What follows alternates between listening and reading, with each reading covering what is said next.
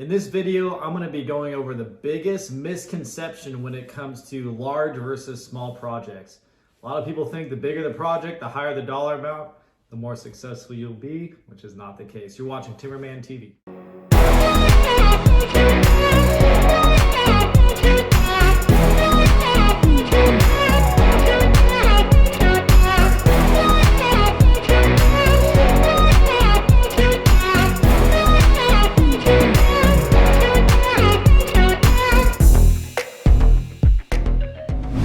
First started in carpentry, I was building small pallet items out of pallets, little tables and coffee tables.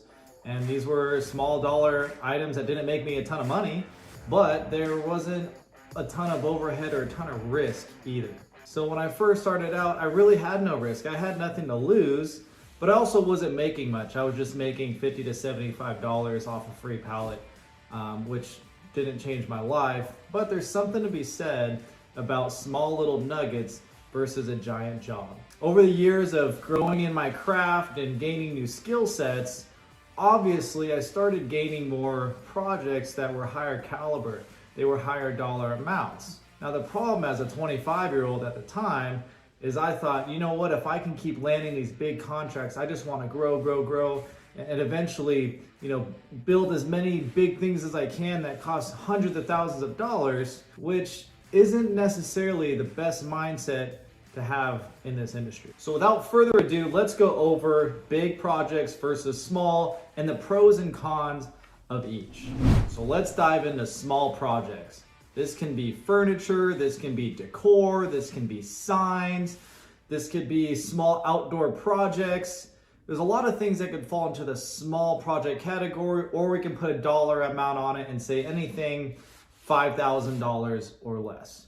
And that you got to pick a number for you and your personal financial obligations that allows you to say, hey, if I lose this project or I have to come out of pocket, it's not going to hurt me financially. That, in my opinion, would be considered a small project. So there's a couple benefits with small projects. The biggest one to me is that I can turn out small projects way more efficiently than I can a larger project. I can get them done faster. For example, my tables, if I build a table a day and I can build 5 tables a week, I know my process, I know how much money I'm gonna be making. And for you, whatever that item might be, it's much easier to strategize and game plan your business idea and your business goals based off those set numbers. The problem is, as someone that works by yourself and on your own business, you have to be able to scale that. And to scale that, you're gonna need to bring other people in, right? So the pro is that you're much more able to manage your numbers, to know your cash flow on your tables or on whatever it is that you're building, because they're a smaller, more manageable product or item. There's something you can sell consistently. You know the money, the revenue you're gonna make consistently month over month over month. Again, the con is, well, how do you scale that?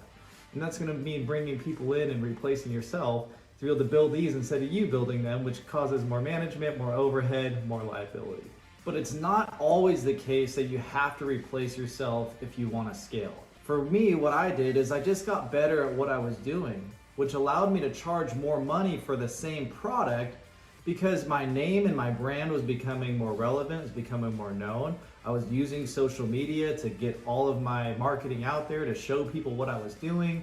And as I got better at my craft, I was able to slap a higher price tag and people were still paying higher dollar, which means a higher margin for me for the same product. So it doesn't mean you have to hire people to scale only that way. You could also become the best or just get a lot better at what you're doing, create a brand around yourself to allow you to charge more for the same product. Well, let's just say you're not content with that. You've been doing these small jobs, you've been making money, but people are recognizing your skill and saying, hey, I want you to build this.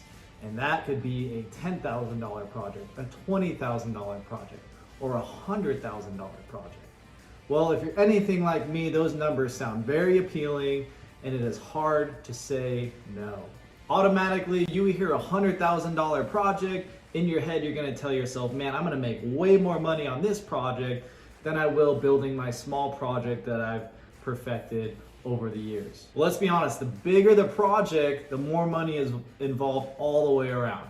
You've often heard it said, more money, more problems. So let's just take a $100,000 project, for example, and I need a crew. I need 4 or 5 guys to help me with this project. Well, there's a couple issues here. You're gonna be out of pocket a ton of money. So let's just say on this project, I'm out of pocket $50,000 for this $100,000 job. And let's say on my labor, I'm out of pocket another $30,000 to $35,000 just on labor. So let's say I'm trying to profit and net on this job, let's say around $20,000. Well, that sounds great. If I can do this one project, man, that'll make me just as much as doing a whole month's work or longer of my smaller projects. But what has happened to me is that I end up spending more money on material than I thought. I didn't bid it correctly. On labor, guess what? 2 guys didn't show up for a week. Or now some guy is asking you for more money or he's gonna quit. So now you're managing guys and it becomes a lot more stressful to just get this project done. On top of that, you spend a lot more money. So now your $20,000 margin, make it cut down to 5, but you're spending twice as much time on this project. See what I'm getting at? And I've lived through this time and time again because it sounds so good. This project's gonna pay me all this money. I'm gonna be able to market this. It's gonna be wonderful. And it ends up biting you in the ass and you don't make anything. The pro to larger contracts or larger projects is, yeah, they can pay you more money. And you have to have the mindset that I wanna manage people, I wanna have a high overhead in order to get that high return. More risk, more reward. And some people really excel at that, and it's not a bad option to go down if you're ready to take on that sort of commitment. But for most of you watching this video, I'm guessing you're a hobby woodworker and you just want to do this on the side in your garage. Don't let these big projects get to your head. Start with something small, get good at that, and start developing a good marketing plan to really be able to sell a lot more of these things, get a lot better at your craft so that you can charge more for the same product because people recognize your name, they love your marketing. Maybe you're starting your own YouTube channel or just blasting it on social media where people can really enjoy it. This is what's really helped me out, and I'm sharing this with you because these are real life mistakes that I've gone through with large projects that I don't want you to go through the same thing.